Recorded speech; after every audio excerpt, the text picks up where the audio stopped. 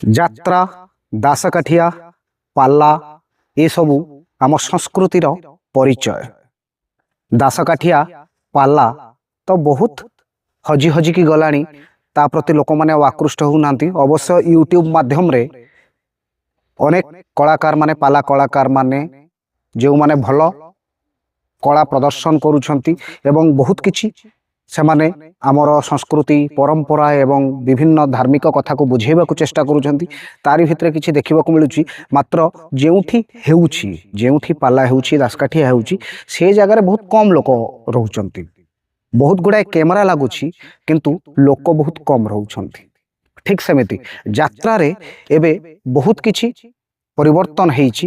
ଯାତ୍ରା ମଧ୍ୟ ଲୋକମାନଙ୍କୁ ବେଶ ଆକୃଷ୍ଟ କରିବାକୁ ଲାଗିଲାଣି ଏବଂ ଯାତ୍ରା ହେଉଛି ନାଟକର ଗୋଟିଏ ମାଧ୍ୟମ ବା ଯାହା ଲୋକମାନଙ୍କୁ ଗୋଟେ ଏଣ୍ଟରଟେନମେଣ୍ଟ କରାଏ ଏବଂ ଯାତ୍ରାରେ ଅନେକ ଲୋକଙ୍କ ପେଟକୁ ଦାନା ଯାଏ।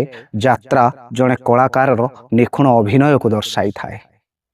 ହଁ, ବେଳେବେଳେ କିଛି କିଛି ଜାଗାରେ ଅବଶ୍ୟ ଯାତ୍ରାରେ ଯେଉଁ ପ୍ରକାର ଅପସଂସ୍କୃତିକୁ ପୁରା ଯାଉଛି, ସେ ଅପସଂସ୍କୃତି ଯୋଗୁଁ ଆଜି ଯାତ୍ରା ବଦନାମ ହେଉଛି। ହେଲେ ଯାତ୍ରା ସବୁବେଳେ ଆମ ସଂସ୍କୃତିକୁ ପ୍ରତିପାଦିତ କରୁଛି ଏବଂ ଯାତ୍ରା ଦ୍ୱାରା ଅନେକ ଲୋକଙ୍କ ଘରେ ଏଠି ଚୁଲି ଜଳୁଛି ଏବଂ ଯାତ୍ରା ଦ୍ୱାରା ଜଣେ କଳାକାରର ଅଭିନୟ ମଧ୍ୟ ବେଶ ପରିପ୍ରକାଶ ହେଉଛି। ତେଣୁ ଆମ କଳା ସଂସ୍କୃତି ପରମ୍ପରାକୁ ଆମକୁ ହିଁ ବଞ୍ଚେଇବାକୁ ହେବ ଏବଂ ସେଥିପ୍ରତି ଆମକୁ ଯତ୍ନବାନ ହେବାକୁ ହେବ। ଏଇ ତ ଜୀବନର କଥା।